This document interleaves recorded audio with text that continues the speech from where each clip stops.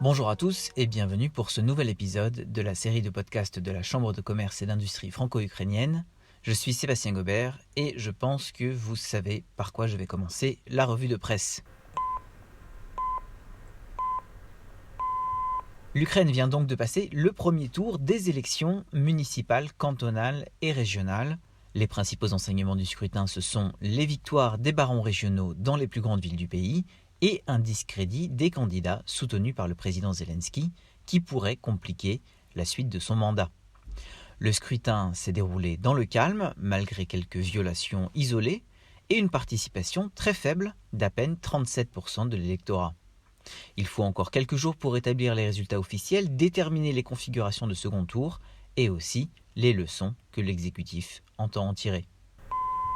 Dans le domaine de la finance, l'oligarque Hennady Boholiubov, le partenaire de l'oligarque Igor Kolomoïski, a déposé 4 plaintes contre l'État pour tenter d'invalider la nationalisation de Privatbank. Cela ajoute encore à la complexité des dizaines d'affaires en cours en Ukraine, à Chypre, au Royaume-Uni, aux États-Unis, qui durent déjà depuis de longues années. L'épidémie de coronavirus continue de s'étendre en Ukraine. De nouvelles zones rouges ont été déclarées, principalement à l'ouest et à l'extrême est du pays. Maintenant que les élections locales sont passées, la grande question est de savoir si de nouvelles mesures de confinement vont être adoptées. Et je suis aujourd'hui dans les locaux kieviens de Mazar, donc la filiale ukrainienne du groupe français spécialisé dans l'audit, l'expertise, la fiscalité, le conseil. Et je suis accueilli par Grégoire Daté, le managing partner de Mazar ici à Kiev. Bonjour Grégoire. Bonjour Sébastien. Et j'en profite aussi pour mentionner, Grégoire, que tu es un éminent membre du board de la Chambre de commerce. Et donc je suis très heureux de te parler et de visiter ses bureaux à Podil. Et aussi d'autant plus heureux de te parler que Mazar vient juste de connaître un événement majeur, une rénovation de votre marque. Tu m'as d'ailleurs fait l'honneur de m'inviter à une réception pour célébrer ce moment et on entend le discours que tu as donné à cette occasion.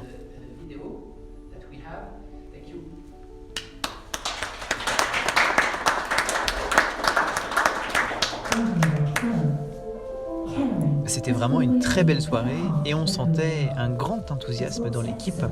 Alors on va commencer par là. Pourquoi ce changement, cette rénovation de la marque ? Mazar est un groupe qui s'est énormément développé, mais on reste très attaché à nos valeurs. Sans refaire toute l'histoire de Mazar, Mazar c'est le nom de notre fondateur, Robert Mazar, qui a développé un cabinet il y a 75 ans, un cabinet d'audit et d'expertise comptable. Et en France, Robert Mazar était un visionnaire et un pionnier dans nos métiers du chiffre. Dès le début, Robert Mazar a défini 4 valeurs fondamentales dans notre groupe, qui sont la responsabilité, apporter une valeur ajoutée en mettant à disposition des clients des équipes hautement compétentes, techniquement bien sûr, mais également à l'écoute pour pouvoir proposer des solutions sur mesure. Une troisième valeur, c'est la définition d'un partnership intégré. Une équipe très soudée, de manière à apporter des solutions cohérentes, stables et de l'agilité pour nos clients. Et enfin, le dernier point qu'il avait défini, c'est d'avoir tout le temps une vision à long terme et également le sens de la transmission du patrimoine. Comme ça, Mazar s'est transmis facilement de génération en génération et que Mazar reste un cabinet indépendant. Donc voilà, ces principes sont toujours actuels et on les revendique et on les développe. Et je dirais même qu'ils sont encore plus actuels dans le monde aujourd'hui. En revanche, c'est Mazar qui a fortement changé. Maintenant, nous sommes dans plus de 90 pays sur les 3 continents. Et si on regarde au cours ne serait-ce que des 10 dernières années, on peut simplifier en disant que Mazar a doublé de taille. Doublé dans sa couverture géographique, doublé en termes de revenus, doublé également en termes d'effectifs, voire même triplé si on prend en compte la spécificité de notre organisation en Amérique du Nord, où nous avons mis en place une alliance, Mazar North America Alliance, qui nous permet d'accéder à 16 000 personnes supplémentaires à la fois aux États-Unis et au Canada. Oui, donc c'est une expansion assez conséquente. Et qui continue. En Ukraine, nous avons aussi doublé de taille. En revanche, ce n'était pas au cours des 10 dernières années, c'est au cours des 4 dernières années. Et d'ailleurs, on prévoit de continuer avec le même rythme au cours des 4 prochaines années. Et j'en profite aussi pour rappeler qu'en plus de votre bureau à Kiev, vous avez un bureau à Lviv. Par ailleurs, au-delà de cette expansion, Mazars a aussi étoffé son offre de services. Maintenant, nous couvrons tous les métiers de la fiscalité et du conseil. Un rôle important qu'on a en Ukraine, pays dans lequel la culture financière est particulière, on se positionne en tant qu'interface entre les spécificités financières locales et les besoins des directions financières de groupe. On met en avant le côté multiculturel de Mazars et une expertise locale, tout en ayant une expérience et une vision globale. Et donc moi ce que je comprends, c'est que c'est une offre qui est appréciée et demandée en Ukraine et puis auprès de vos clients. Si je comprends bien, vos clients ce sont à 95% des filiales de grands groupes internationaux. Et donc, eh bien, c'est parce que cette offre est appréciée que vous avez doublé de taille en 4 ans. Absolument. Et nos clients apprécient un service sur mesure, une indépendance revendiquée, où nos équipes permettent de définir des solutions qui nous paraissent les plus justes. Et si j'interprète encore une fois ce que tu m'expliques, c'est que tu vois le futur avec un certain optimisme et qu'il y a vraiment un besoin de l'expertise de Mazars ici en Ukraine. Bien entendu. En Ukraine particulièrement, le marché a besoin de transparence. Le métier de l'audit reste encore à une ère de développement très limitée. Il y a eu des progrès qui ont été faits dans ce domaine-là.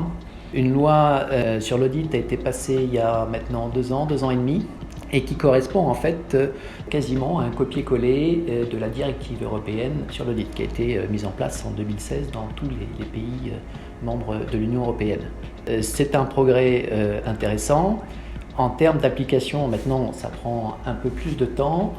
Néanmoins, se met en place un régulateur de l'audit qu'on a rencontré il y a 1 an et qui, en termes de qualité, a progressé. Donc c'est plutôt un côté positif. On va dans le bon sens.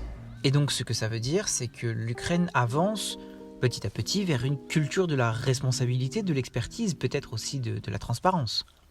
Oui, on le voit aussi avec des générations nouvelles qui arrivent dans les affaires, avec des entreprises ukrainiennes dynamiques, ambitieuses, avec des ambitions internationales et qui comprennent tout à fait quels sont les enjeux d'une culture financière internationale reposant sur la transparence et la communication de la performance. Et ce type d'acteur économique aide aussi à aller dans le bon sens. Mais ça se développe doucement. Et alors donc, je suis ici dans tes locaux et ce que je peux constater, c'est que ton équipe est très jeune. Ça doit dire quelque chose sur le niveau de qualification des jeunes Ukrainiens et aussi sur leur motivation à travailler. Oui, tu as tout à fait raison. L'âge moyen chez Mazars, dans le groupe, comme en Ukraine d'ailleurs, il n'y a pas tellement de différence, et il est légèrement inférieur à 30 ans. En Ukraine, c'est tout à fait exact, les gens ont un sens du travail, c'est absolument remarquable, et on a des équipes qui font part d'une motivation, d'une dévotion, je dirais presque, vraiment fantastique. Alors, en plus de parler directement de Mazars, je voudrais profiter d'être avec toi pour aborder des questions plus globales, car tu es ici depuis 12 ans déjà. Alors, d'un point de vue général, qu'est-ce que tu penses de l'évolution du climat des affaires ici en Ukraine, et puis aussi des conditions d'investissement ? Le climat des affaires évolue globalement positivement. Quand je suis arrivé en Ukraine il y a 12 ans exactement, c'était complètement un autre monde. À aujourd'hui, ça n'a rien à voir avec ce qu'il y avait il y a 12 ans. Maintenant, l'évolution du climat des affaires, elle est plutôt cyclique. Au gré des crises internationales, j'étais arrivé en 2008, j'avais commencé par une crise. Donc l'évolution, elle est cyclique au gré soit des crises internationales, soit de l'évolution politique du pays. À aujourd'hui, je pense qu'on est à un cap en ce moment. Mais néanmoins, il y a eu des progrès très importants qui ont été faits, beaucoup de simplification dans la manière de conduire les affaires, le secteur bancaire, forcément, beaucoup de simplification administrative, une digitalisation qui s'est bien mise en place et la crise du Covid, malgré toutes ces difficultés, il y a quand même quelques points positifs et là, c'en est un, ça permet d'accélérer la prise de conscience du besoin de digitaliser les affaires. Voilà, ça c'est des éléments importants. Il nous reste encore des points bloquants. La réforme judiciaire, c'est le sujet. Un bon indicateur du climat des affaires, c'est suivre le FMI. L'Ukraine va-t-elle continuer le programme du FMI ? Aujourd'hui, on attend une deuxième tranche avant la fin de l'année, peut-être plus au printemps comme d'autres l'estiment. C'est un peu le critère qui permet de voir si l'Ukraine a toujours la volonté d'avancer dans les réformes. Et alors, en tant que membre du board de la Chambre de commerce, est-ce que c'est une institution qui arrive à se positionner dans ce milieu des affaires en mouvement permanent ? Oui, oui, la Chambre de commerce, depuis 6 mois, est extrêmement active. Et finalement, la mise en place d'une organisation à distance imposée à tous les acteurs économiques fait qu'on a pu s'adapter très rapidement. La Chambre, comme la plupart des entreprises ici et ailleurs, et en proposant tout un tas d'activités et d'offres d'aide aux entreprises de la communauté d'affaires française en Ukraine, qui était très dynamique. Très nombreux séminaires, de nouveaux programmes de formation. Maintenant, la semaine de la France qui arrive là très prochainement, c'est quelque chose de nouveau, auquel on n'aurait peut-être pas pensé l'année dernière, mais qui aujourd'hui apparaît comme une évidence. Ça va être certainement un élément très, très marquant et donnant beaucoup de visibilité à l'ensemble des entreprises françaises, donc à l'ensemble des membres de la Chambre. Tel que tu en parles, on a vraiment hâte d'y être. Merci beaucoup Grégoire pour ces informations et pour ce moment très agréable.